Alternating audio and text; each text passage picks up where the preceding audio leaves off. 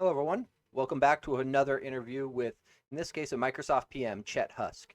So he's kind of a weird anomaly. He works in a lot of different areas, MSBuild, a lot of .NET tooling and related stuff. We recorded this just prior to Build 2026. So just if that makes sense, there's going to be a link down in the description as well on his talk that he did. So some of the stuff that we reference kind of goes back to things that he had just finished recording for that talk and all of the cool new stuff that is coming for all of the tooling. So strap in. This one's a little bit longer, but it's a good one. As always, happy coding. Chet, I really appreciate you coming on and joining me. For people who may not know you and kind of your areas of responsibility at Microsoft, do you want to kind of introduce yourself and let people know kind of the lay of the land of everything that you touch? Absolutely, Kevin. First off, thanks for having me here. Hi, everybody. I'm Chet Husk. I work on mostly the .NET SDK and MSBuild. But if you spent any time at all in the .NET ecosystem, you realize that those two things touch so many things. So there's a long tail of stuff that I am sort of tangentially associated with as well. Libraries like System Command Line, the sort of overall design patterns for our CLI utilities across all the different teams. I've been working a lot more with the NuGet team recently. If you use the SDK container publishing feature released in .NET 7.0.200, that's me as well. So like I pop up somewhat frequently.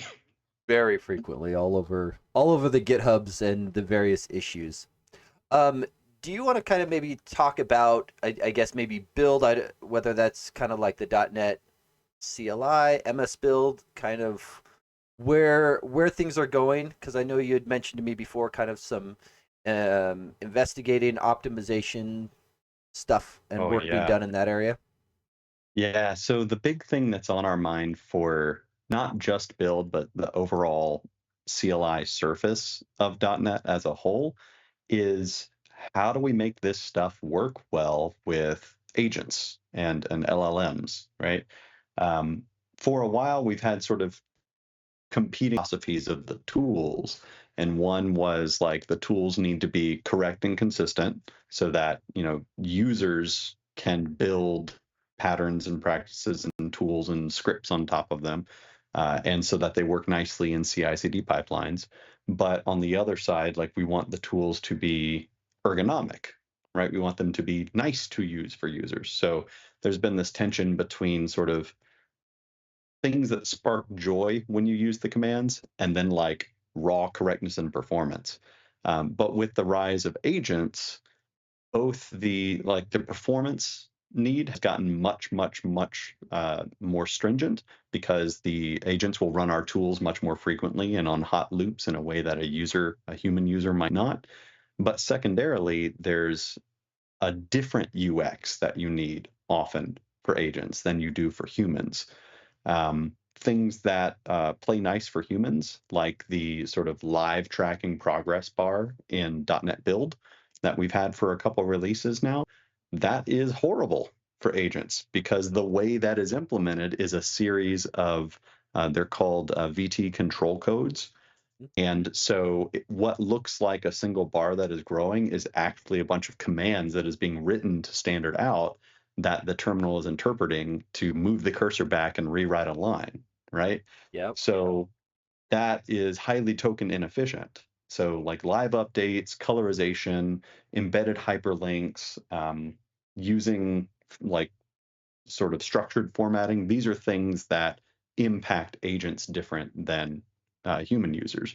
So a lot of the things that the SDK and the MS Build team have been working on have been related to one of those two sort of axes of work.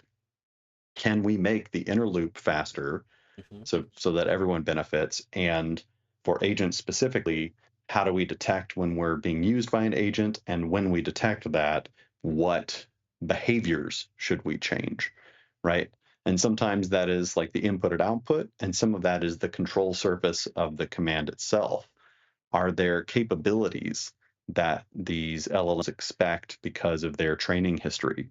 Um, you know, commands that come from other ecosystems or capabilities that other ecosystems have that we don't? Do we need to fill in those gaps so that we are on equal footing in this brave new world? right? So Yeah, those are sort of the two buckets that our team has been working on over the that makes past sense. 3 to 6 months, I'd say. Just out of curiosity, can you describe a little bit kind of, you mentioned like detecting if you're being used by an agent or otherwise. How does that process work? Oh boy. Uh, this, as far as I'm aware, is kind of an active area of investigation. Okay. If you do a search on GitHub, you'll find a couple, I think like a JavaScript, a Go, and a Rust library that try to detect their execution context by probing for specific environment variables that are Hmm. unique for each of the different tool providers. Hmm. But this has been kind of inconsistent in my experimentation, at least. When your tool is called as a tool call, that's one thing. Because if you go look at the source code for some of these tools that are open source and not like proprietary, tool calls are often handled differently than like shell, Yeah. like just raw shell executions and that kind of thing. And what I often find with these agents is they will just bias towards raw shell or PowerShell Hmm. executions and then just call your command line tools inside those instead Right. of using tool calls sometimes. So if you are able to get the .NET CLI to be called as a tool, then we do some of that similar environment variable or probing to try and Okay. classify what kind of agent is using us. Is it Copilot? Is it Gemini? And so forth. But I found that to be much less precise than I hoped. So I started taking a different tack, which is you can't hide your parentage. There's always a process tree you can crawl, right? So I've Yep. actually got a draft PR out right now for the .NET CLI that tries to do process tracing for that as well. Okay. And that's like this heuristic is mainly used for two things. One is that behavioral switch, and the Hmm. other is like usage telemetry. I want to know how .NET developers broadly are using the CLI. Hmm. Are there specific tools that they seem to prefer to use? If so, why? Are they better? Are these other tools better in certain ways for the kinds of projects these users use, right? If so, what can I do to make .NET work better in those environments, right? So it's like a resource allocation kind of guide for me personally as well. Yeah. So Okay. No, I think that makes a lot of sense. And that kind of your comment there about the environment variables maybe being not perfectly consistent. Like I've seen a handful of people take runs at similar types of ideas and going, yeah, it's not always as easy as just check the environment variable set. That's not that's well, the and all very these kinds simple of approach. things, it's a little bit of an arms race too, right? Hmm. Because you can imagine as an implementer of one of these agent harnesses, you sometimes like you probably don't want the binaries you're calling to change their behavior if they know it's you. True. You want Yeah. their behavior to be consistent, or you might want to hide who you are so that, you know, caller specific optimizations or caller specific like outputs or checks don't happen. You could imagine wanting to camouflage for any number of reasons, but Yep. it feels like so many things, this kind of detection will be a heuristic at best, right? So Yeah. even in our existing .NET telemetry, like there's always a grain of salt, right? There's a cohort of folks that have telemetry turned off. We like don't like as a result, like our Linux numbers are underrepresented proportionally, right? Mhm. Every person who does apt install .NET is somebody who's not sending me telemetry by default, right? Right. So this is just one more area where I can get some kind of signal, but we have to be aware that it's not the whole truth. Yeah. So No, that makes sense. You kind of mentioned there like performance or otherwise. Do you want to dive into that a little bit more? performance of our tools. Yeah, well, I'm specifically around like build performance. Oh yeah. Oh man. This is a hot topic right now, not just for agents, but also just for like usage overall, Hmm. right? Because a minute with a machine that is being spent doing a CI build is a minute. It's not like crunching an agent request, Hmm. right? So there's motivation internally from Microsoft and externally from our users to optimize build, right? And for us, this means kind of two separate categories of builds. There's the sort of cold CI build, Hmm. or a clean build, right? Yep. And the strategies you would use to optimize that are very different from a hot or like an inner loop incremental build that you have after you've cloned down a repo and changed one source file and done a build. Um, the strategies at a broad level come down to caching of various outputs and knowing when you can invalidate those caches. And one of the problems we have with MSBuild, or have had with MSBuild in the past, is that the data that would make up a kind of natural cache key is not consistently tracked. So if you are familiar with the MSBuild execution model, when you build a project, you are executing targets. Yep. And the targets that you execute are covered on demand. So when you do .NET Build on a project, MSBuild evaluates that project to see all of the properties, items, and targets that are contained in that project. And then it says, what is the default target for this project? For most .NET projects or project types, that default target is going to be build. So MSBuild says, okay, build target, do you have any dependencies? Oh, you do? Those dependencies are A, B, and C. Well, I'm now going to recursively go run A, B, and C, and so on and so forth until all of the dependencies of build are satisfied. And then build will run, and then anything with after targets build will run, and then you get your result back. So all of those targets that are running, they can express dependencies, and they express those dependencies in terms of like target dependencies, but Hmm. also data dependencies. And these are inputs and outputs. And today in MSBuild, the only kind of thing that you can track as inputs or outputs are files or things that look like files. Yep. But there's a whole bunch of other kinds of data that can be used inside of a target. And the other kind of data in MSBuild is properties. And so properties are not currently tracked as inputs and outputs.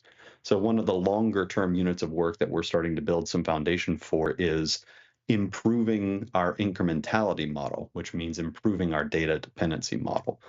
So that's an area that we would like to experiment some more with. But all of this is in service of having better cache keys so that we can cache data more accurately and reuse it. Because like if you played with Bazel, that's why it's so fast. They have perfect information for all of their targets, like any Bazel rule Hmm. that is defined Yeah. has perfect information, and so it has a perfect cache key, so it can look Okay. up things perfectly. So we're looking at sort of fine-grained target data like that for caching, but then you can also zoom out a little bit and say, well, even if the building of an individual project is not incredibly cached, surely I can cache the result of that overall build.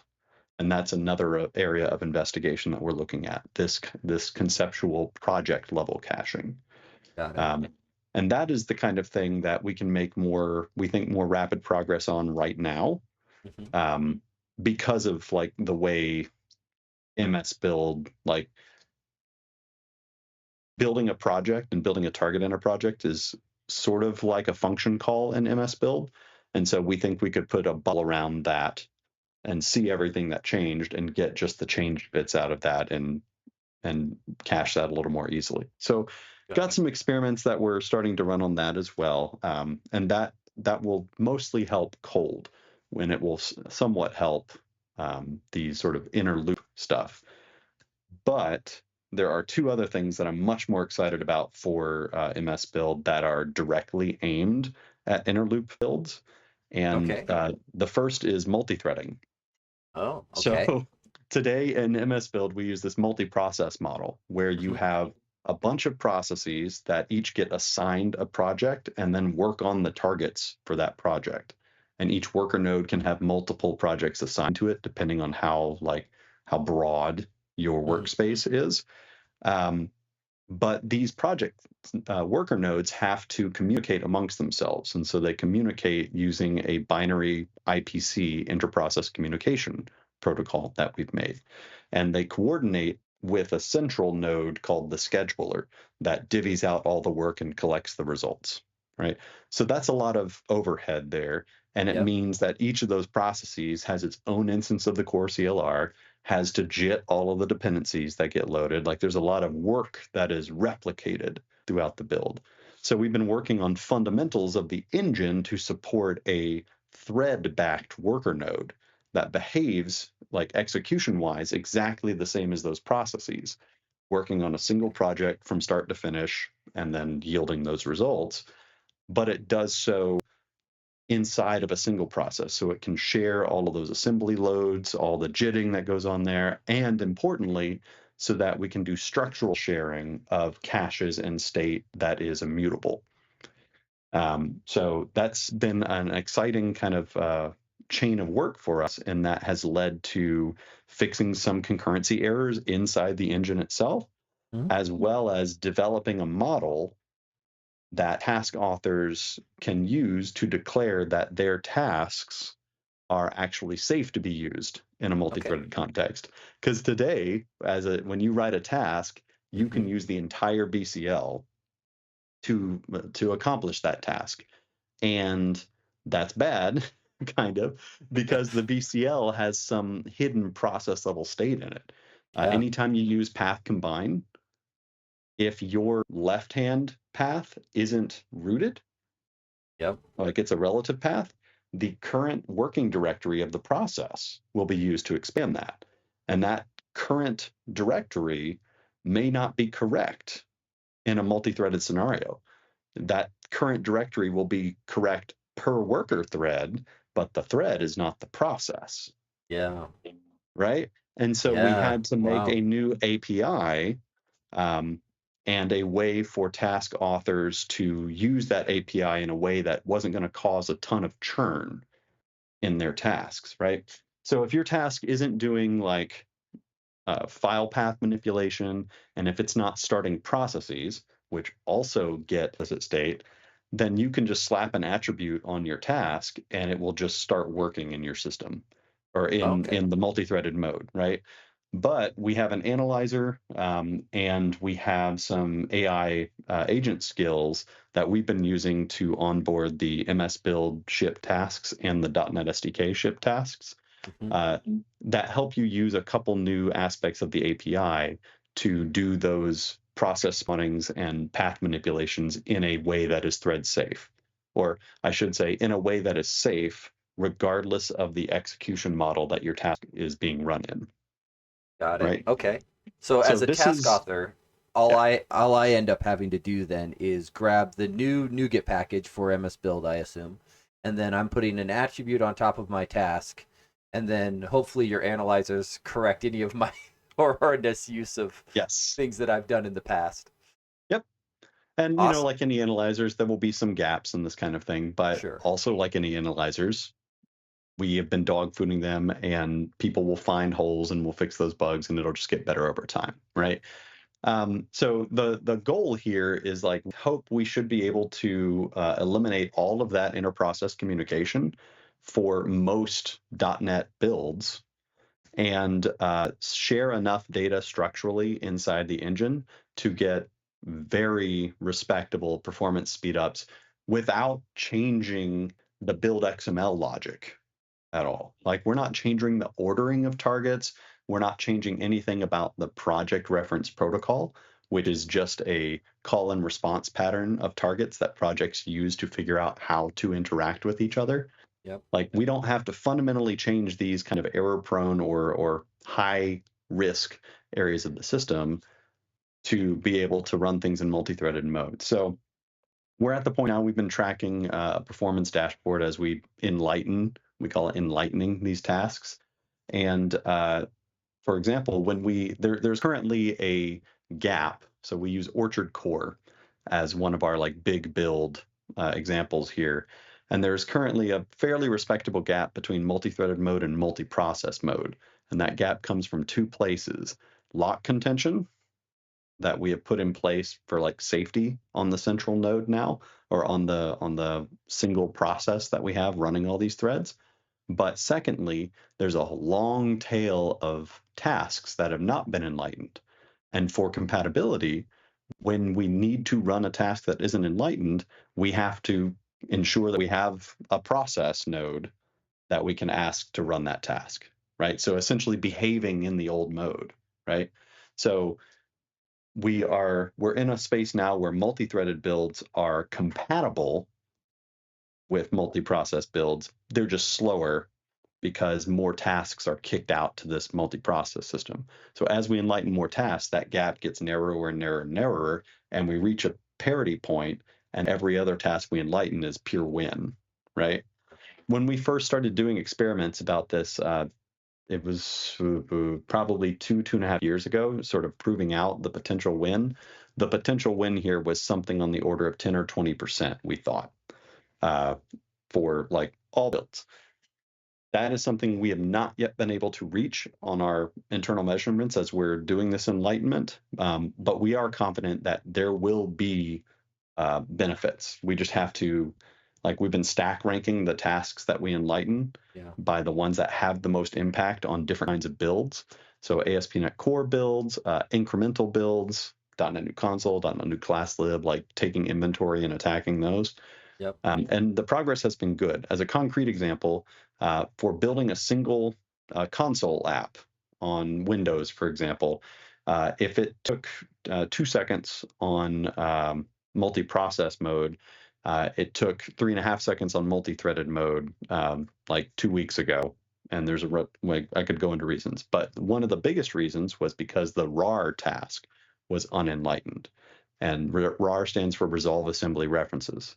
It's called on every single kind of build. It is like the heartbeat of the build. And enlightening just that one task reduced the gap between multi-threaded and multi-process mode by a full third, Wow. right? So So over a second. there was Or like half a second of the or I guess delta, but yeah, the yeah, difference between it them. But was yeah. like the Okay. dip in the graph is precipitous. It's great. But this is just evidence for both our optimism in the total amount saved, as Hmm. well as the strategy of stack ranking the tasks by total impact to the build and hitting them in that order, right? We're Yeah. at the point where most tasks, like most of the important tasks in the MSBuild repo have been converted. And so we're shifting our attention to the SDK repo because it's about it's like a 45-55 ratio percentage wise of tasks that come from MSBuild and tasks that come from SDK for most projects. So Right. look for more hard data here. We plan on, or we should get to a parity point in this conversion in the next, well, hopefully by the end of June. But we won't ship this feature on by default in 10.0400. I would expect us to ship in a way that is opt-in in 10.0400. And technically, if you're using 300, you can try it now with -MT on Okay. your build, but it's just going to be slower today. You'll get Got the it. same outputs. It'll just take longer. Right. Not a huge um, not a huge selling factor for me at the moment. exactly, right? But if you're like a task author, you can Yeah. go ahead and use the new APIs to decorate and migrate your tasks and be ready for the future, right? The Right. goal is or sometime during the 11 cycle to have converted enough tasks to be like significantly winning on time there, and be able to show that and be able to like flip it on and have enough evidence like to show the compatibility, to show the performance, and show it's just a net win for everybody, right? Yeah. So multi-thread opens up like a longer tail of stuff for us to work on as well, much more structural sharing, as Hmm. well as some interesting things that happen in the scheduler. Because like right now in MSBuild, the scheduler works with a set of nodes that is based on the number of CPUs, logical CPUs that your machine has, which means at most, like on my MacBook right here, I can do 32 projects simultaneously. Yep. Um, that is fine, but it means if I have more than 32 projects or they like come in odd orders, some of those worker nodes could be assigned multiple projects and not be able to start working on one until they finish some of the others, right? Yeah. If a worker node is just a thread and you can just park that thread when there's nothing to do, why couldn't you make a new, like, experiment with new scheduler strategies, like always allocate a new thread for each project that needs to be built? right? We can do things in a thread-based world that would be impractical in a process-based world, Yeah. and experiment and find where the best results are. So I'm excited to be able to run experiments and like show graphs and like pitch things to the community, right? Yeah. And because it's really nice to pitch an idea or experiment and say, oh yeah, if you do this, first off, you can try this by, I mean, you can play with scheduling right now by using the -m parameter. So you can oversubscribe a build day with -m 500 if you wanted to, and bring your machine to its knees, right? But then you could try -mt and -m 500 and get something completely different. Yeah. So it's an exciting world to be in, and that's just for like local builds. But the other thing we're working on is, like, we're working on so many things, but for when you are using multiple agents, Hmm. like the Actually, hotness real right quick before now. before Yeah, you go go for there, it. one question on that multi-threaded. So I assume one of the graphs along doing that, like I would expect that one, you cut down the process start time, especially from like Hmm. a cold start, because process starting is not free or cheap. It's expensive, right? So I would assume that it cuts that down, and then I would assume at some point the memory allocations of doing a build go down somewhat significantly as well in Oh the yeah, new threaded based model as well. that's the hope as well. Yeah. If for no other reason, then you have one instance of a core CLR being started instead of 32 in the case of my MacBook, Right. right? Yeah. And this ties directly into the other unit of work that we're doing, which is like if you on your machine have two terminals open Hmm. in two different projects and you run .NET Build in both of them at the same time, those are separate instances of MSBuild.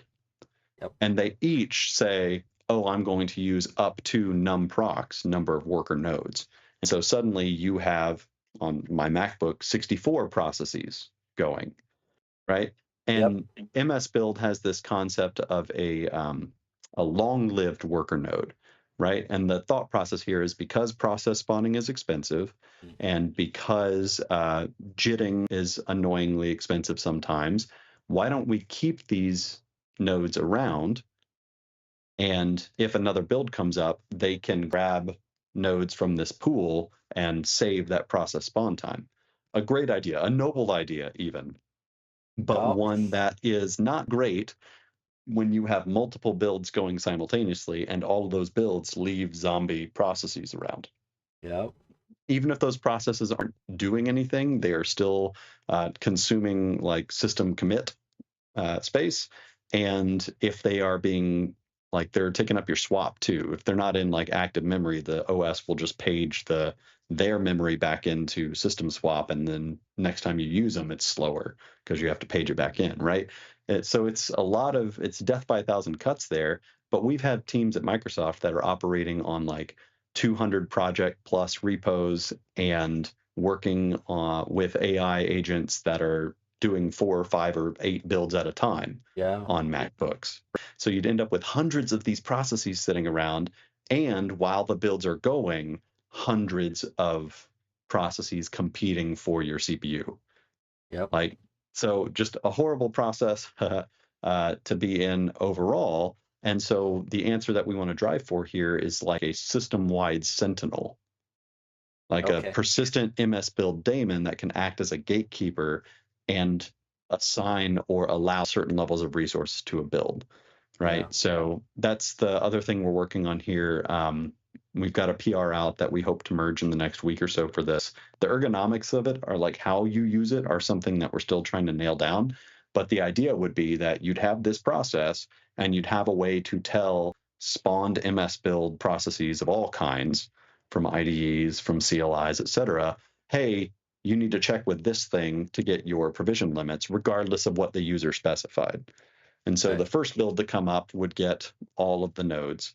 The next build to come up, depending on how you do it, would either be like asked to wait until its full complement of nodes were available, or allowed to go on with a reduced complement of nodes.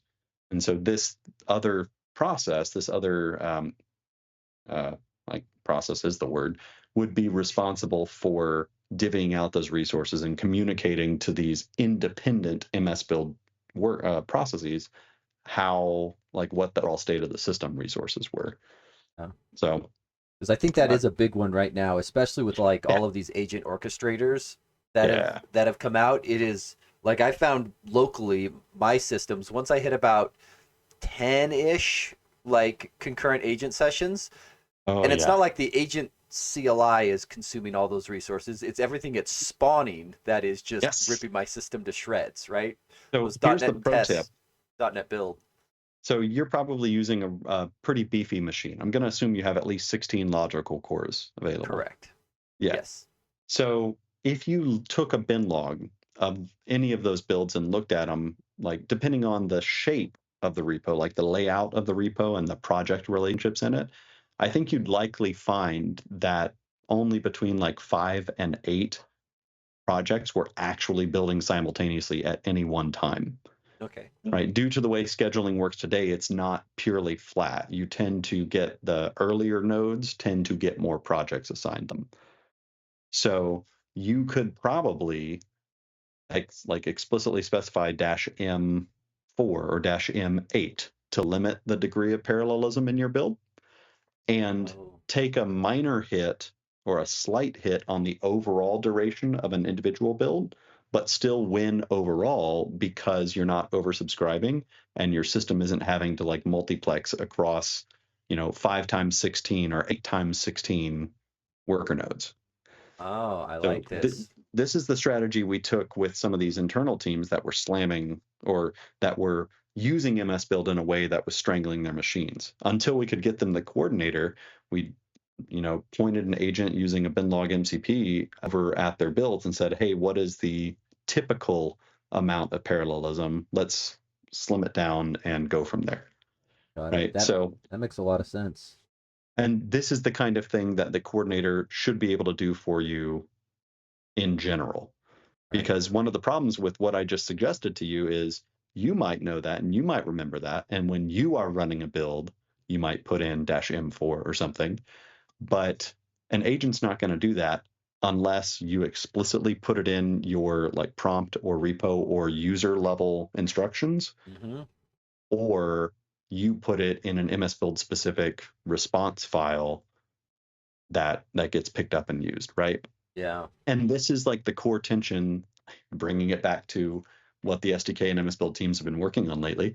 This has been sort of the core tension behind, hey, we're being run in an LLM. Because if we know we're being run in an LLM, we would be much more likely to do that kind of auto throttling. Yeah. That makes a lot of sense. Because like no one's going to do all the work to put all of these like knobs in the right place. So I feel it's very important for our tooling to be contextually aware so that we can tweak our behaviors so that you get good results Mhm. in general. So I was talking for a while there, but Yeah. like MS Build is at the crux of so much work that has to happen to make .NET great in this new world. And we know it, and our partner teams know it. And like to their credit, so many teams have like I don't know how broadly this goes outside of Microsoft, but inside Microsoft, we try and live up to this idea of one Microsoft, right? I might be on the MSBuild team or the SDK team or the .NET Tools team or the Runtime team, or I might be on the Teams team or the Defender team, right? But people across all these different teams have areas of expertise and areas of willingness to contribute. And members of these teams across all of Microsoft have been engaged in like ideation and design sessions and feedback for some of the practicalities of some of these strategies we've been talking about. They've been involved in prototyping and testing things out on their repos. They've sent implementations to the MSBuild repo. Like everyone understands that like fundamental tooling has to be excellent for all of us to succeed. And so this has been one of those cases where I've been really just so delighted to see that there aren't org lines.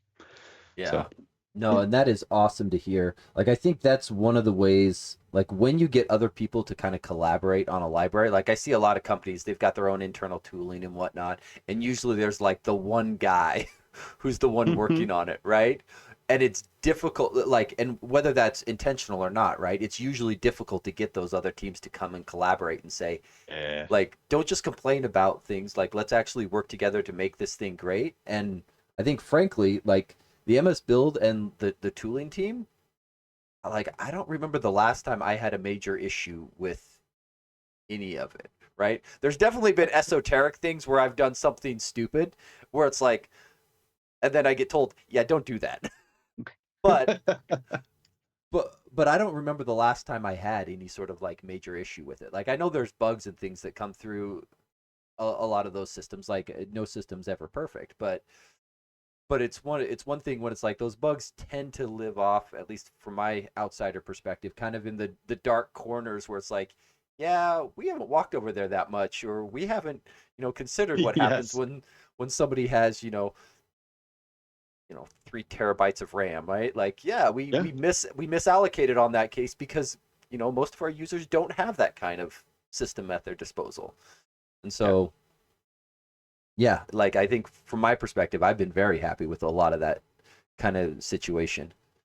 I think this is the thing that you're saying there is in part because, and I'm taking a stab in the dark here, you don't do too much customization of the build process itself. Like MSBuild custom logic and targets and that kind of thing. You might pull in NuGet packages that augment the build, but if you Hmm. do, they do it in very specific ways. Like I'm betting you have some sort of automated versioning Yeah. going on. So Yeah. I think a lot of times, like, because even like my .NET templates, like the basic customizations, directory build props, directory build targets, central package management, those types of things, I consider kind of standard on most of my projects when I get going because I don't want to repeat myself in a lot of cases. Um, Occasionally, my projects will have a few customized targets slapped in to do something.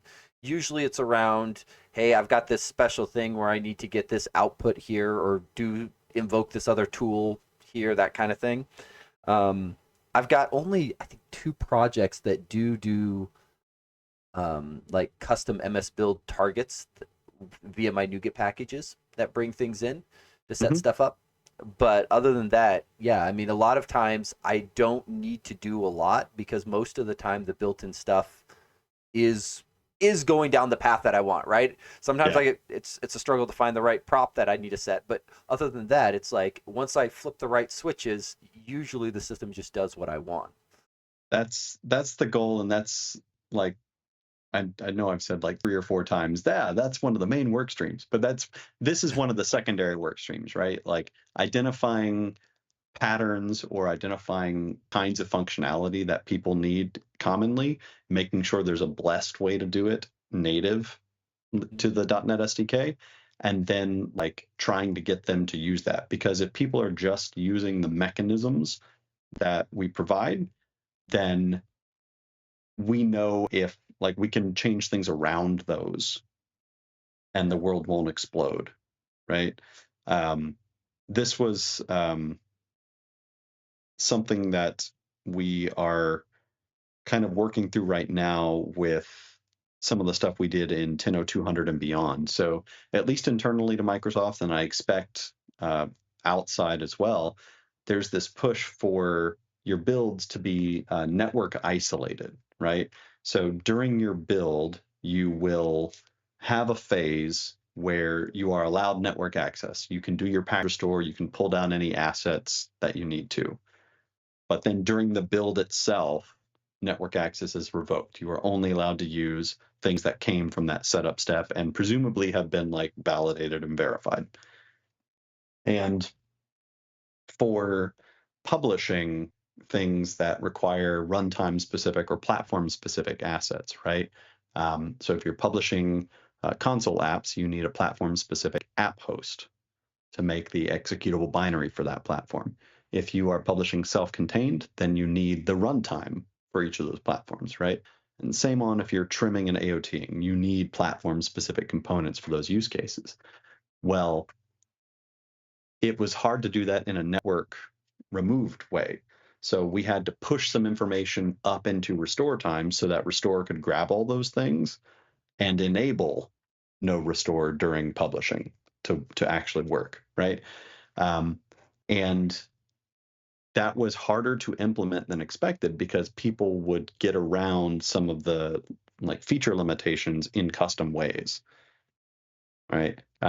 So it was one of those situations where the people that were doing like staying within the happy path worked just fine and got the feature benefit, but then there was this long maintenance tail for people that had to or chosen to work around a gap in our features, right? So the entire reason I bring this up is because one of the areas we're looking at for improving the build is like not just the incrementality, not just the project level caching, but like breaking out some of the dependencies involved that aren't actually dependencies. Let me give you a concrete example. When you do multi-platform builds right now, so you're building a really awesome tool, like a binary executable that you want to distribute to people on different platforms, and you want it to be native AOT, you want it to be super fast, all of the great benefits that we have on the platform today. So you set that up and you have in your project file runtime identifiers. And you say, I'm going to build for modern Macs, so Mac OS ARM64. I'm going to build for Windows, and I want to take advantage of Windows on ARM. So we'll have a WinX64 and a WinARM64. And then for Linux, I want to do x64 and ARM64. And I also want to work on Alpine. So I'll also do Linux Musel x64 and ARM64. That is 1, 2, 3, 4, 5, 6, 7 different runtime identifiers. So you go through and you publish for those.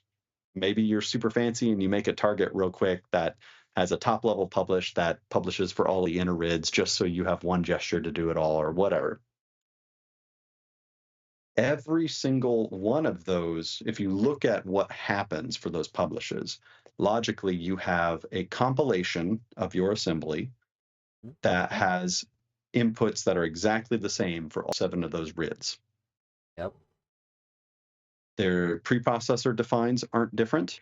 The only thing that's different for each of those inputs is like at compile time only, again, to be clear, is the output directories, where to put the compiled binaries. Because in the SDK, we've said the way we're going to implement RID specific builds is we're just going to put everything that gets generated in this build in a different directory.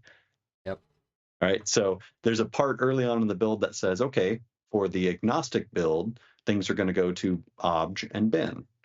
For the Linux x64, things are going to go to obj / Linux x64 and bin Linux x64. All right.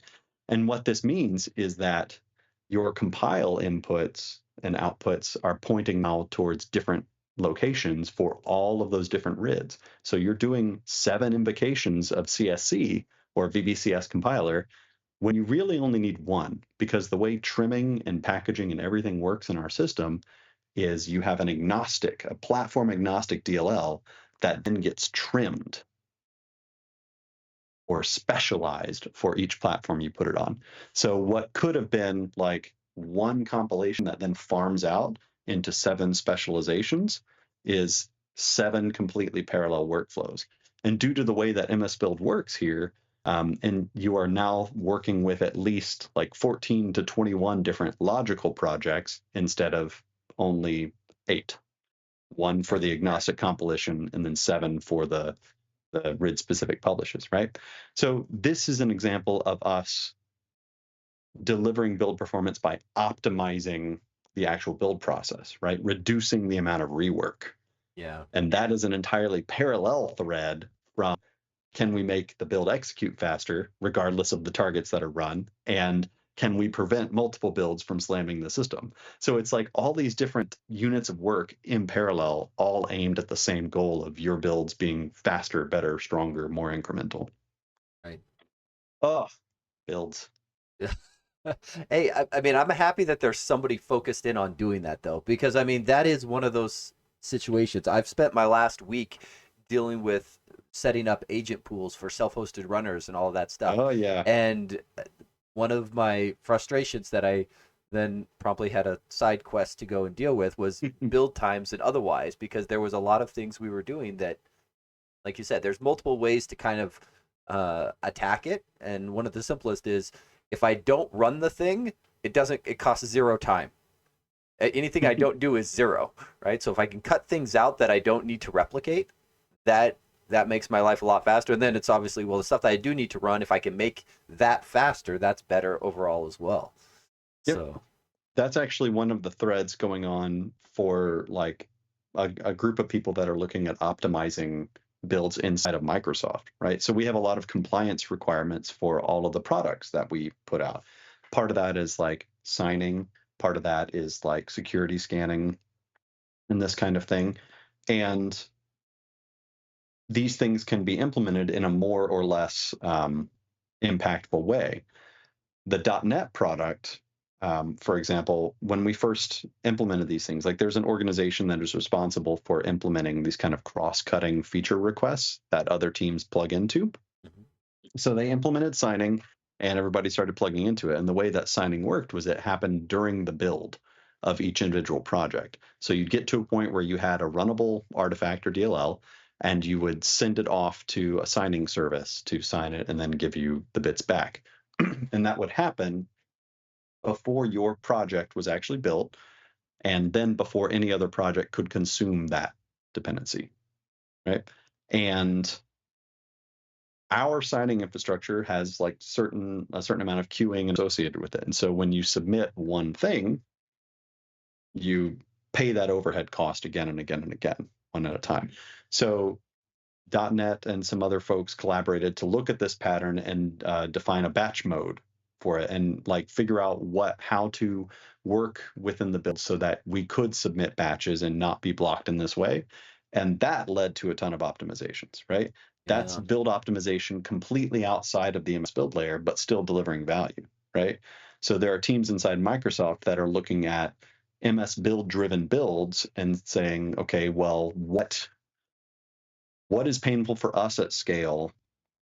How can we pull that out and do that more efficiently? And what kind of interfaces do we need to the MSBuild engine so that we can make these kinds of functionalities and plug them in a way that doesn't block the use or negatively impact the use of these projects being built externally as well, right? yeah, Because you don't want to like half convert a thing to some third language or whatever and prevent external contributors or whatnot from helping, yeah, right? So a design goal with all of this internal and external optimization work is like, what is the best way to deliver this in a way that the community can consume as well?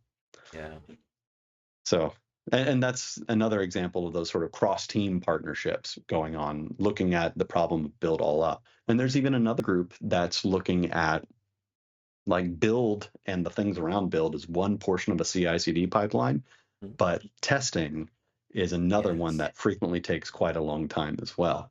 And yes, testing from the MS build perspective is just kind of an isolated bubble, an opaque bubble to us, right?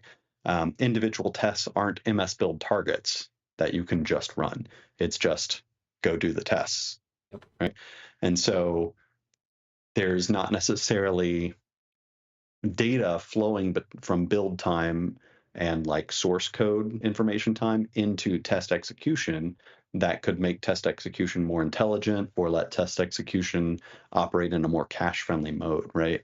You can imagine a world yes, where you're operating on one code file and something knows which tests are impacted by that code file, and a naive .NET test invocation only runs those tests, right?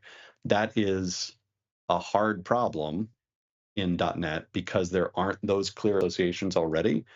Um, but at the same time, I think a tool that required a user to set up mappings would just be defunct, like dead on launch, right? Because the adoption burden would be too high. Maybe that assertion isn't true in the world of AI. Maybe if there's a good enough skill, you could have the AI do this investigation for it. Or maybe if there's like a runtime tracing mode that you could add to .NET Test to generate this mapping in the first place. Like these are all fun ideas that could be run down and experimented with and feed back into the core tools, right?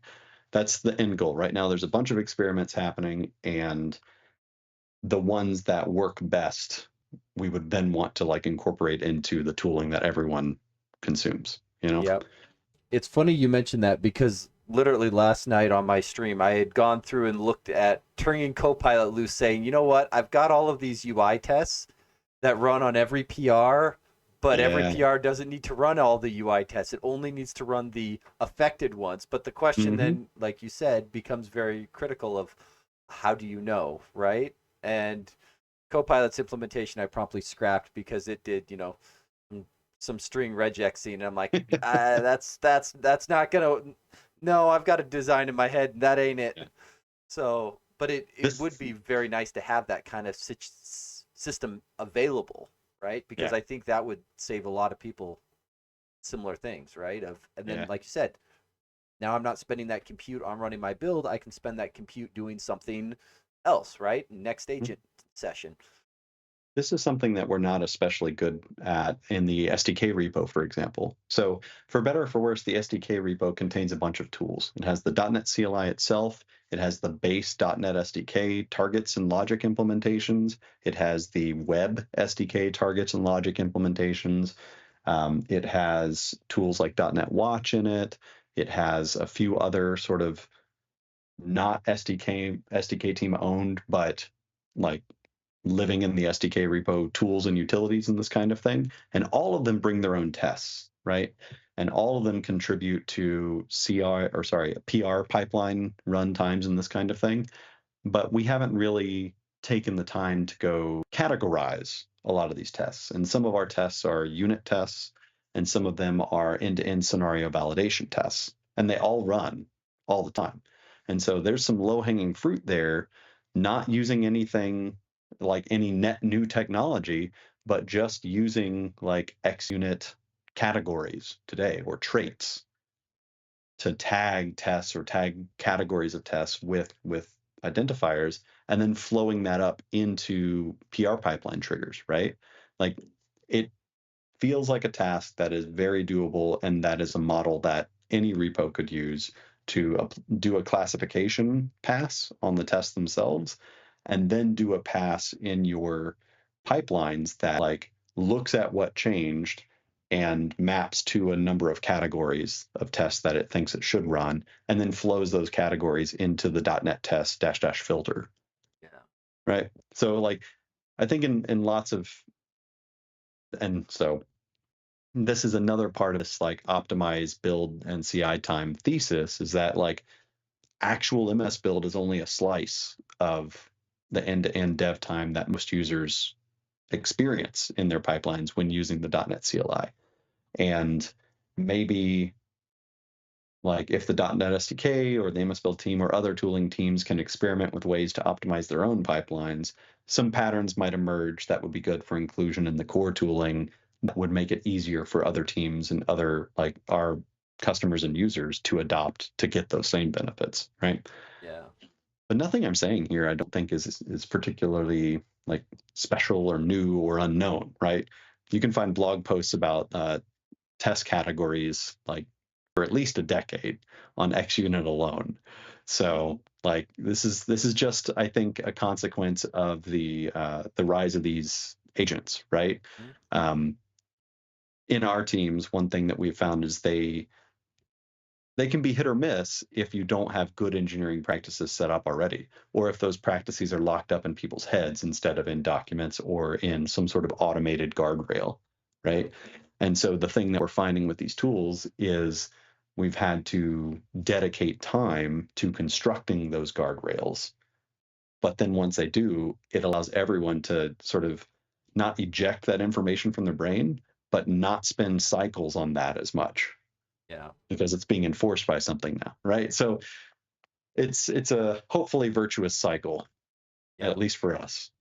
No, and I think that makes a lot of sense. Like I keep telling people AI tends to be a force multiplier, and the problem is you can multiply negative numbers, right? So if you've got a bad process, if you've got something that's a net drain on your system and you throw AI at it, you can multiply that, and it's perfectly happy to do so. And like making sure that you've actually done that the developer work to give it, like you said, those guardrails and constraints so that what it's multiplying is actually running in the right direction rather than Hmm. just kind of, turning it loose and hoping it runs in the right direction. It might sometimes, other times it might go the other way. So, you know, it's almost like a horse race or similar, right? We put the fences up so that the horses go in the direction we want and Yeah. not just every which direction. That would be a Yeah. chaotic race. Well, and some of it for the SDK team and MSBuild teams at least is self-defense is the wrong word, but like it's preserving our own ability to work in the repo because Mm, in our repos we get tons of PRs. Some of them are automated code flow PRs where some other component in our overall ecosystem may have changed and might introduce behavior problems. So we want tests to run there nicely. But there's also just a lot of uh, external user contributions that come in as well. And with the rise of like click a button and assign to Copilot, all of these things combine to produce a flood of PRs of yep. work that is like probably good, but the act of reviewing and validating all these different aspects of quality that we want in all of these PRs can swamp an individual developer's velocity for the work that they want to be accomplishing that sprint, Yep. right? So it's almost an act of kindness to ourselves as team members to invest in these automated guardrails and automated systems because it helps us tame and trust more the PRs that are coming in at a higher rate, right? Yeah. If they can meet these quality gates just out of the bat, that's fewer things I need to check on, and I can focus more on like the high level domain and ecosystem impacts of a given PR. Yep. So Yeah, I think the phrase "Do I like this?" right is this the structure I like?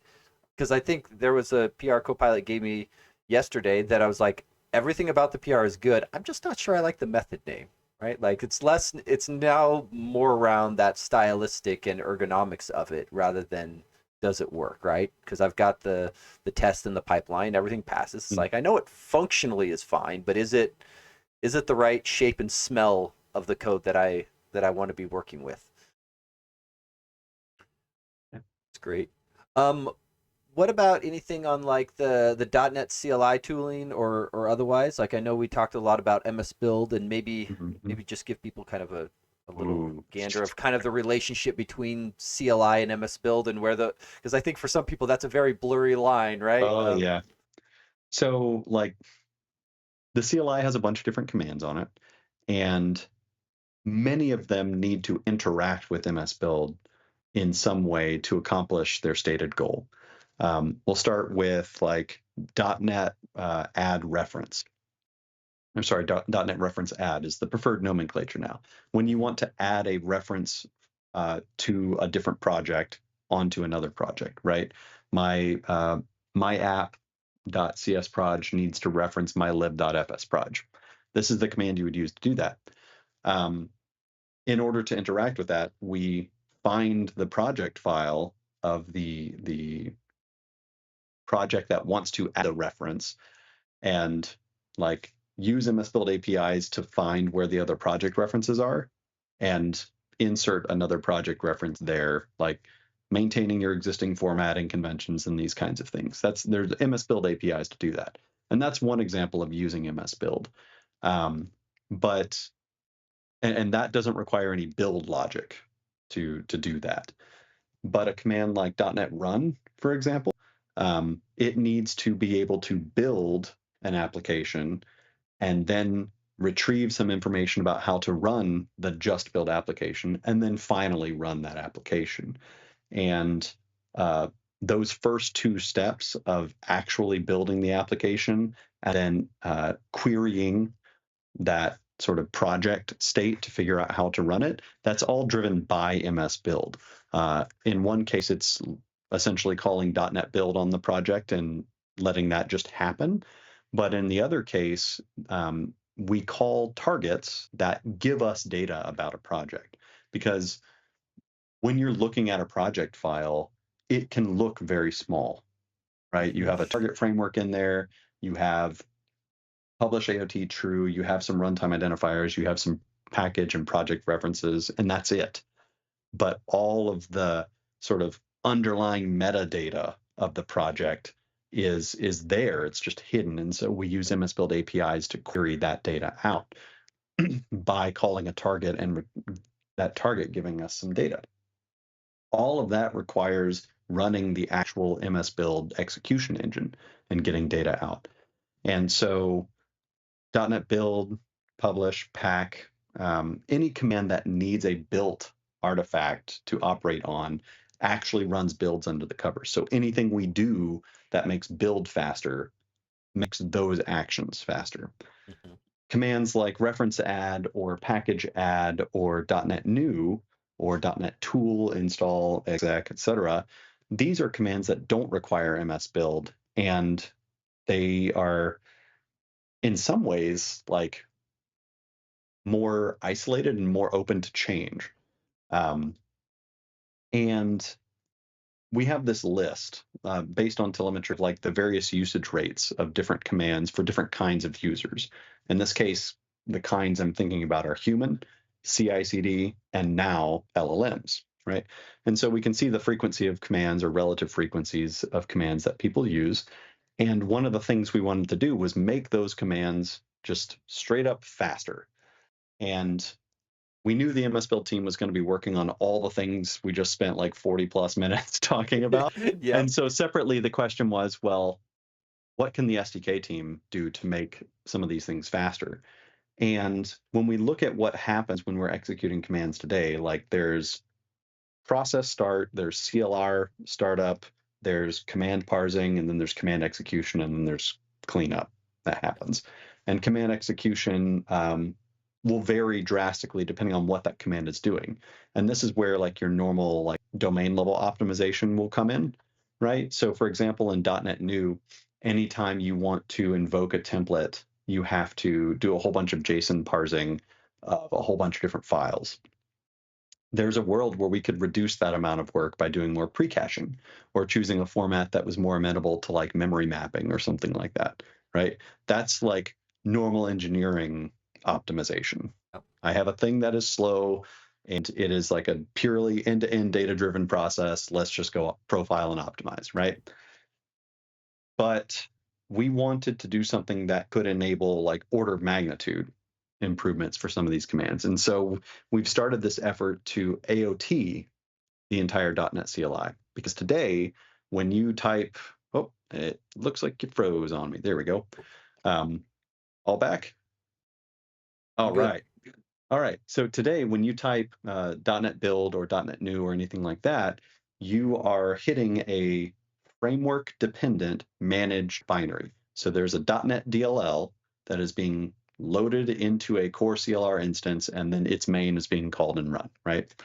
So that means you have the overhead of starting up the core CLR, the overhead of like doing any JITting for those method loads, and so on and so forth. The .NET CLI is not a long-lived application. It is something that we want to start up quickly, do the job, and then exit. And AOT is a great fit for that. And so we started investigating what it would take to AOT it. And some of this was like process level changes. The entire like build process of the SDK needed to go from being platform agnostic to platform aware.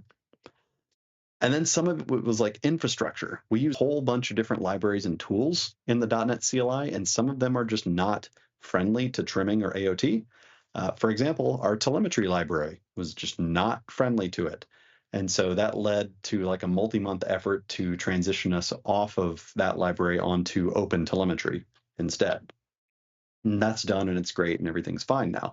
But we had to go through this like technology blocker discovery process on a command by command basis to build a plan of attack here. And we're finally at a point now where we've gotten rid of most of the AOT blockers for a good amount of commands, and we've figured out how to distribute the AOT.NET CLI so that the .NET exe that is owned by the runtime team, the thing we call a native muxer, can actually call into it on a fast path, right? So we're now in a world where we have some commands that can be executed purely in an AOT.NET CLI situation, and that is super great. The main one that we were working on was .NET Info, And we're not all the way there yet because info touches NuGet and touches MSBuild, two areas that need additional work to become trim friendly. But we've got some PRs out for onboarding the .NET SLN commands, the ones that let you manipulate solution files and this kind of thing. Yeah. And like the performance looks great. Yeah, I It's believe it. really, really, really nice. I've got some concrete numbers I'll talk about in just a second, but with the sort of success of starting to convert some of these initial commands, the next two areas that I'm really looking forward to us onboarding are tool execution. Because right now, even when you run like .NET EF or something, you're not calling that binary directly. Yep. When you type .NET space EF, that calls the .NET CLI. It recognizes that EF is not a command that it knows, and then it goes and looks up and sees that, oh, there's a .NET-EF tool that has been globally installed that I can go invoke, right? But that discovery process happens in a managed space. Yeah. So if we can make that discovery and fallback happen in an AOT mode, we can cut out like 100 milliseconds plus from the Nice. invocation time of every tool, right? Yeah. So like that's a number we have seen and will continue to see. But the really exciting things that I'm starting to see is like just over the past 2 weeks, Damian Edwards sat down and AOT'd all of the, we call them the built-in tools that ASP.NET Core uses. So dev certs, user secrets, and the JWICs, like the Okay. JSON token manipulation ones. He built all of those as AOT applications, and we did some light testing on his Windows machine. Those would run like just calling help on them. When they were AOT'd, or sorry, when they were not AOT'd, calling help would be somewhere on the order of 100 milliseconds just for those tools. So add on .NET CLI overhead on top of that. Right. So we'll say like 200 milliseconds for that. With the AOT version of these tools, it was between 14 and 40 milliseconds, right? That Nice. is like Nice. anywhere between half of the time and what like uh, 12 and some odd percent of the original time. Yeah. Um, That's and pretty good. so today, so like in preview 6, .NET 11 preview 6, you will start seeing some performance benefits from other teams AOTing tools that contribute to the .NET CLI. Okay. But in preview 6, the .NET CLI itself will still be having to go into manage mode to invoke those. So it will still be like 120 to 160 milliseconds total execution time. By preview 7, we hope to have done the work to make tool execution and invocation in the AOT bubble and should bring that down like much closer to that 14 to 40 time frame, right? It's That's awesome. so awesome to just get out of the way, Yeah. right? The other area that's super exciting is file-based apps. So file-based apps is a space that sometimes needs to use MSBuild, Mhm. but that team has done a lot of work to identify scenarios where MSBuild isn't necessary and do caching and call the Roslyn compiler directly and cache the built executables and do all this other work so that subsequent .NET runs or .NET builds or whatever of these file-based apps is lightning fast when there aren't any changes. Well, I say lightning fast, but today that's all managed CLI code, right? Right. So even on the like tightest inner loops where all the cache hits are firing correctly and everything, you'll be somewhere between 2 to 500 milliseconds on those paths. We have prototypes of AOTing all of this stuff that bring it down to sub 100 milliseconds Wow. on cache hits. And when you do have to build one of these, if it doesn't require any MSBuild features, and so you're using the just call BCS compiler hot path, Mhm. that's like 200 milliseconds. Like compiling a C# application that is minimal and doesn't need extensibility can be super fast. That is Um, amazing. and that's great, like not just for like the end user experience, but that gives us on the MS build side like a target to aim at, right? Yeah. Like the most optimal way of doing this specific thing is X, and we are Y. How can we shrink down to get like closer to X? Yeah. And like at what how can we reduce the cost of having to start calling MSBuild to do these extensibility things, right? So your comment there, though, is the idea that it doesn't need MS Build because there is no project that it doesn't need that kind of targets processing that MS Build would end up doing, and it can just basically go straight to CSC exe Yeah, and get the and that's the compiled way output. things work today for file-based apps. There is a good amount of probing of your file, looking for features that require the use of MSBuild. So as Mm, soon as you add external packages, gotta have MSBuild. You do yeah, project-to-project references, gotta have MSBuild. You set MSBuild properties and like deviate from the defaults for file-based apps, you gotta have MSBuild, got it. right? Okay, yeah, So but what this enables is that first build or run or whatever will still call MSBuild, but the file-based app tracking infrastructure knows all of the things that required MSBuild and will keep a snapshot of those. And the next time you do that command, if none of those things have changed, it knows it doesn't need to call MSBuild at all, and it can just invoke that binary again. So nice. like that's where the real nice inner loop is. Yeah, yeah. So you end up really only paying that once in most cases, and then sitting on the cache the rest of the time. Yeah, yeah. That is awesome. It's a really exciting place to be in, and like the thing I like about I like file-based apps conceptually in general, but the thing I like about them is they give us a bubble to play in where the rules are different, the expectations are different, and we can see how Yeah. things might be. And oftentimes, and I found this to be true several times in my career, if you can show folks that a certain thing is possible, like it becomes real. Like when they can play with it and like do a build and see that, oh, that was super fast, that feels great, kind of thing, that can inspire like enthusiasm and follow on work in a way that like a super well written 1 page spec paper just can't, you know? You And don't get so like enthusiasm from one-page spec papers, Chet? so yeah, it's like shipping stuff is encouraging, right? And Yeah. seeing people use stuff is encouraging, and having like a clear A/B of these two Hmm. different worlds can be inspiring in a way for those of us working on the B Yeah.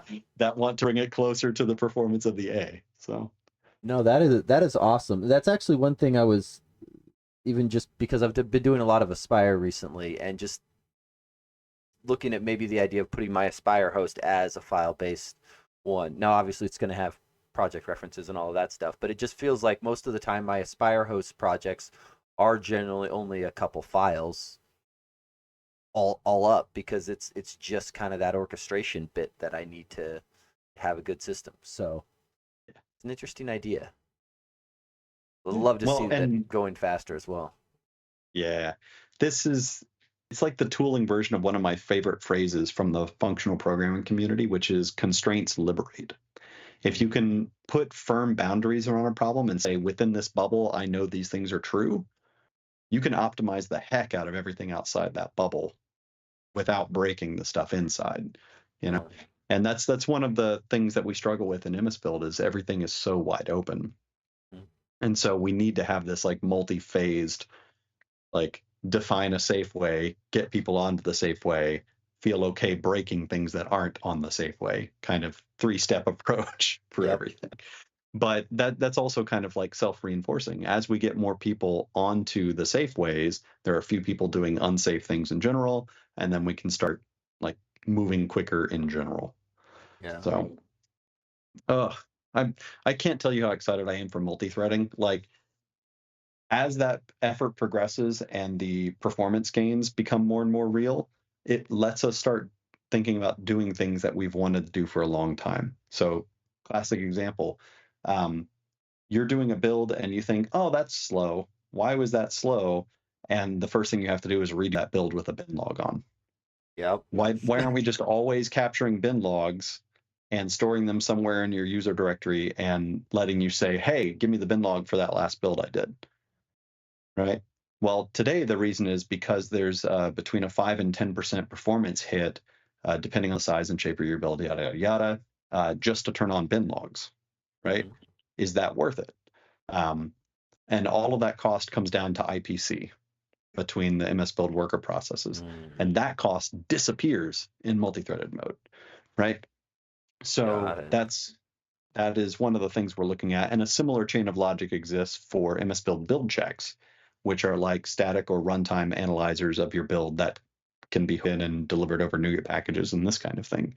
We shipped like 15 of them today for like common MSBuild like foot guns for fluffles, but the check mechanism isn't enabled by default because it requires a higher degree of logging.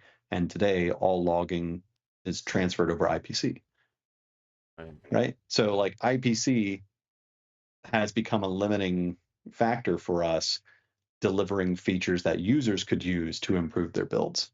And Yeah. so multi-threaded doesn't just make the builds faster, it reduces the cost of us turning on these like user guardrail features that help us move faster in the future, right? So I'm Yeah. so excited for the effort overall. Oh, Hmm. oh. Can you ship it tomorrow, please? Dude, we're going. And like that's one of the things that's taken a bit is like it's a 20-year engine we're working on that it has had a core operating principle of process as the like state boundary. Hmm. So it's been a little bit slow going finding the proper places to insert concurrency safety that keep the rest of the invariants of the build maintained. Yeah. But we think we're there now, and it's just a matter of enlightening tasks and doing some profiling. So, like a classic example is there's a thing called the project root element cache, which is sort of a cached version of the project XML, every project in the build. And when you do, before you start executing a build, you have to load and evaluate all the projects. And as part of evaluating a project, it gets entered into this cache. Well, for very large repos, um, having a bunch of workers start loading a bunch of projects led to a high degree of contention on this project root element cache. And we had a super naive blocking around that in ways that were painful. Like we locked all the operations, but like just moving to a concurrent dictionary solves that problem to a degree. And if we need even more perf, there are like interlocked and semaphore based patterns, or using the new lock type in .NET 10 or .NET 11 that can give us even more perf while maintaining the access restrictions that we need, right? Like it's I kind of love .NET for this because like you can reach for the correct and decent performance thing, which is concurrent dictionary in this case, Hmm. and know that if you need to squeeze out more performance, there are 2 or 3 other more manual but higher performant patterns ready for you. Right there and So, ready to go. ugh, No, that is awesome. It also is really nice seeing that like you're the build system for .NET, but then the newer .NET, like it's that whole kind of built .NET built on .NET of yeah, .NET releases new lock type for added performance, and then the build system goes, "Thank you, I'll have a little of that," hmm and now your .NET builds are faster because of it, and that whole kind of like you were saying before with that one Microsoft of the different teams, even if it's indirectly feeding into each other of making everyone better together. there's another side effect of multi-threaded that is great for that specific reason, which is how do you profile a build today? Like we know you can get a bin log of the entire build and see like high level perf numbers. How long did it take overall? Um, how long did particular targets or tasks take? But it can be hard to kind of micro optimize, right? Yeah. And see like where is the time being spent between target invocations? How much is IPC costing me? These kinds of things. And so the answer for that is you have to attach profilers to the parent node and all of the child worker nodes, and then aggregate that data and do analysis on it. And it's a pain. Mm-hmm. Multi-threaded means that you can just attach a profiler to the main process. You can use .NET Trace Collect now on the parent process and get reasonable data back to drive your performance investigations. And that, like, has already yielded a few PRs focused on optimizing some aspects of evaluation. Um, so there, one of the things that often happens during evaluation is there's COM work that happens on Windows, and sometimes during the build too. But we use the version of COM that had a non-trivial amount of overhead. And Jeremy Cooney, who is a longtime member of the .NET runtime and libraries team, has been looking at MSBuild a little bit more recently. And as part of his work in making the tool AOTable, he transitioned all of our like higher overhead COM interop over to the new like direct COM interport or interop using more unsafe code, but with safe programming patterns layered over top of it, using like DLL import and these kind of things, like these new features of the platform. And that's just another point in that like virtuous cycle of like using platform features to improve the tooling and like just being able to do the natural thing when it comes to profiling and have that now apply to MSBuild too. So That is awesome. Wonderful. Chet, what else? You've got your hands in so many pies. oh, those are those are the big ones. The SDK AOT stuff I'm fairly excited for as well. Like I'm excited for everything we've talked about here. It's kind of crazy that so much is going on at once, but like there have been a ton of articles and examples and talks about AOT and .NET.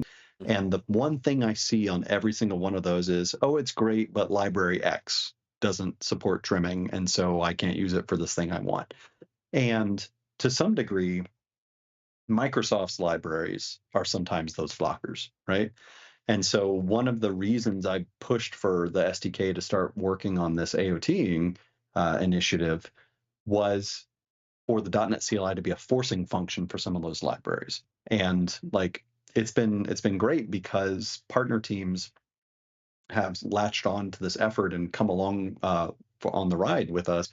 Like NuGet now has been steadily working through this epic they had of transitioning off of system or off of Newtonsoft fully onto system text JSON, and importantly STJ in ways that are trimming compatible. Because if they do that, that puts the SK, the .NET CLI, in a world where everything related to .NET tools can be AOT'd, Yeah. right? And then that puts us in a world where we could make the DNX script that we ship today Mm-hmm. also an AOT application instead of just a little shell script that calls the manage.NET CLI, right? Because this is and this like translates directly into like user pain because folks today will install a 10 SDK and they'll get dnx.command or dnx on non-Windows platforms on their path, and they'll run it and it will fail because they're running it from a world or from a area that has a global JSON that is below 10. Yep. Right? And that Yep. happens all the time, and we can't like fix it in a way that doesn't cause a lot of overhead until we can AOT the slice of things that the DNX tool does. Yeah. Right? No. So it's a really exciting world to be in, and like alongside with all this, it's kind of pulling on the thread of, well, if we have this platform specific application and the SDK can do all these things and we want to ship these features more frequently so that people can get the benefit of them, like should the .NET CLI itself be an independent component that just binds to SDK 10.0400, SDK 11.0100, right? Does it version independently? And if so, like, does that mean we can iterate faster on it? Does that mean like, because the reason DNX fails on below 10 SDKs is because the DNX script calls .NET tool exec or .NET DNX, which is .NET tool exec. And .NET tool exec only exists on 10 SDKs. So like this problem wouldn't exist if the .NET CLI was an independently delivered tool, right? And then that leads to other discussions about how the SDK's ship cycle looks like and what the component delivery lines within it are, because like we're a monolithic thing right now. You get Yeah. everything at once, but not everything ships or has changes at the same rate. Yeah. So, and not everybody needs everything in there. Yeah. No, So, that's very, like, very true. is there a world? And like I'm with .NET up, I'm kind of put in ways to a world where we have more like tool chain management that happens on your behalf or directly through your invocations, instead of like working directly with big giant monolithic installs. So Right. couple of years from now, things could look a little bit different, Yeah. but hopefully a lot faster. Yeah, faster and reliable would like it is very exciting. And I think oftentimes people don't realize all of the engineering that goes into this very simple I just run, my .NET build command and yeah, it's like there is a lot that goes into actually making that work nice and reliable on all of your projects because like you said, I think people often do miss subtle changes of yeah, you realize you just CD'd into a different directory with a global JSON and now Mhm. that same .NET build command that you just ran a second ago, that's not the same .NET build command. I know it looks the same to you, but that's only because of, defaults, current working directory and all of that stuff and you've been redirected somewhere completely different than where you were a moment ago. Yeah. So I mean, it's a rough edge that our ecosystem has that Yeah. other ecosystems may not. So like in a world where LLMs like will see that rough edge and fall flat on their face and then try and do weird things to try and correct it, like it's entirely possible that the better move is to just work to remove that rough edge entirely so that they can't fail and so that our human users have a better time too. So, True. It's very true. Chet, anything else you want to touch on? I've really oh appreciated you man, coming on here. dude, we've been going and I would love to keep going. My voice is a little scratchy at this I was gonna say, point. definitely one of the longer ones I've recorded here. But again, I want to thank you for coming on and sharing all of this information. Like it is great, and I am looking forward to seeing all of the improvements and stuff coming. If people wanted to follow along on kind of like Oh updates and man, improvements to MSBuild.net CLI, where should they look and track all of the gotcha. the cool stuff coming? Okay, so there are three main places I would suggest you look. The first is, and we'll make sure and give links to Kevin so he can have those in the show notes and everything. But the first one is the .NET Designs repo. So this is github.com/.NET/designs. This is where we try and put designs for features that are cross-cutting across multiple teams. So like the AO plan is in there, for example. Anything around the way the muxer works or how we do runtime selection or anything like that will be in there. The next is the .NET SDK repo. There's a documentation subdirectory in there with a specs subdirectory, and that's where we try and put like RFC style documents describing like here's broadly an architectural or design change we want to make and here's why, here's some of the risks and the touch points and this kind of thing and alternatives that we've rejected and why. And similarly on the MSBuild repo, which is .NET/MSBuild, there's a documentation directory with specs in it, and that's where you'll find docs for multi-threaded MSBuild and the new MSBuild coordinator that we were talking about as well. So we're trying to be much more spec driven these days, and partially that's because the way we develop these features is much more like in collaboration with an LLM and an architect, like, and these agent tools work best when there's a plan, Yep. right? And it just so happens that like making the plan and archiving that document somewhere helps all of us in the future as well. Yep. So it's been a great sort of shift in the way we work, but that's where I would point folks. Um, at Build this week, because by the time you're seeing this, Build will have happened already. Yes. At Build this week, I went deep on SDK acquisition with a tool called .NET Up, which is very similar to like Rust Up, if you're familiar with that. And there are design specs for that in the SDK repo. And there are links to how you can get .NET Up and how you can give feedback on it there. We're not currently looking for feedback on multi-threaded MSBuild because we're not even like talking about it in a, hey, you should try this in an opt-in Yeah. way. Um, as we get closer to the anticipated August release of 10.0400, like we do most years, I would expect that to change. I'd expect blog posts and numbers and that sort of thing. And there'll be a call to action at that time for folks to try it out. So keep an eye out for that. And the SDK AOT stuff will probably just be a blog post for folks that are interested in the technical details and then improved performance for everyone who uses it. So Yeah. Hey, if nothing else, just get yourself onto the latest tooling and you get all of the perks of it. So, always, which that reminds me, I need to drop a PSA out here. If you are the kind of person that installs like an 8, a 9, and a 10 SK, so that you can like run and target your tests on 8, 9, and 10.